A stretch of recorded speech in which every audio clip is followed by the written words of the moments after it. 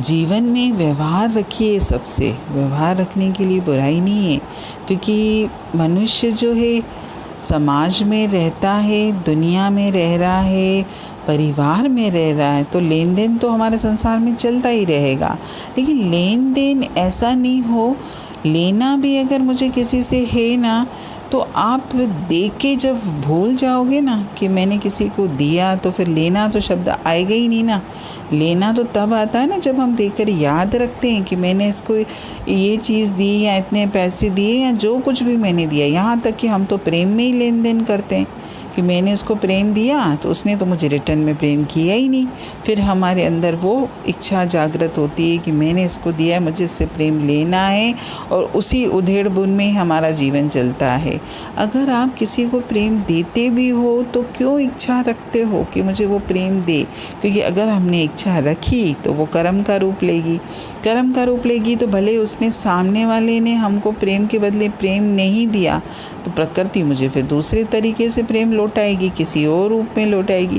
तो आप प्रेम देख के भी भूलते क्यों नहीं हो? भूल जाओ कि मैंने किसी से प्रेम किया। पदार्थ तो और नीचे की बात है, पदार्थों को तो हमको याद ही नहीं रखना चाहिए कि मैंने किसी को दिया है, तो देखे भूलो ना। आज परमात्मा ने अगर आपको देने वालों की श्रेणी में रखा है तो बहुत बड़ी रहमत है उसकी कि आप देने वालों में से बने हो। आप किसी की मदद करिए, किसी ज़रूरतमंद को दीजिए, या वैसे ही हमने अगर व्यवहार में किसी को दिया भी है तो बस मैं देख के भूल जाऊँ, मुझे पता ही नहीं कि मैंने किसको क्या दिया। और अगर मुझे देना याद नहीं रहेगा तो देने के बाद ही लेना शब्द आता है, फिर लेना या आएगा ही नहीं मेरे जीवन में कि मुझे किसी से लेना है। लेना तो हम तभी कहेंगे ना जब हमने देना याद रखा हो। और इसमें लिखा भी था कि अदालत के दरवाजे पे तो दोनों ही जाएंगे, लेने वाले भी देने वाले भी। यानी इस संसार में लेने वाले को भी आना पड़ेगा और देने वाले को भी, क्योंकि दोनों को ही इंसाफ चाहिए। तो इस वजह से कभी भी जीवन में कर्म करके, अच्छा कार्य करके भी, क्योंकि उस दिन भी वाणी में ये बात चली थी कि आप अच्छा कर्म करते हो अगर, तो आप ये मत सोचिए कि अच्छा कर्म करने से आप मुक्त हो जाओगे। अच्छा कर्म करेंगे तो हमको अच्छे कर्म का फल भोगने के लिए फिर इस संसार में आना पड़ेगा। यानी आत्मा को बार बार चोला धारण करके इस संसार में भटकना पड़ेगा। और आत्मा तो सिर्फ अपने परम पिता में समाना चाहती है। आत्मा सिर्फ अपने परम पिता के पास रहना चाहती है।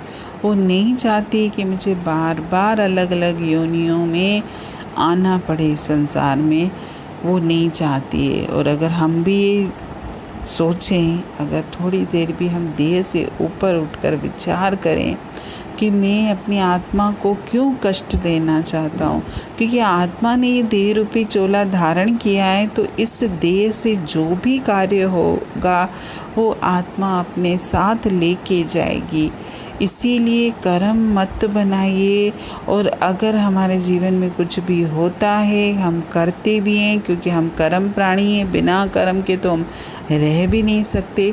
तो कर्म करके कर्तापन में नहीं आना, मैं नहीं कर रहा, मैं करने वाला कौन?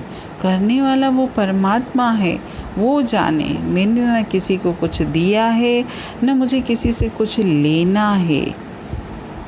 जब हमारे अंतर में ये भाव रहेगा ना, तब हमको फिर इस संसार में बार बार नहीं आना पड़ेगा। हरि ओम।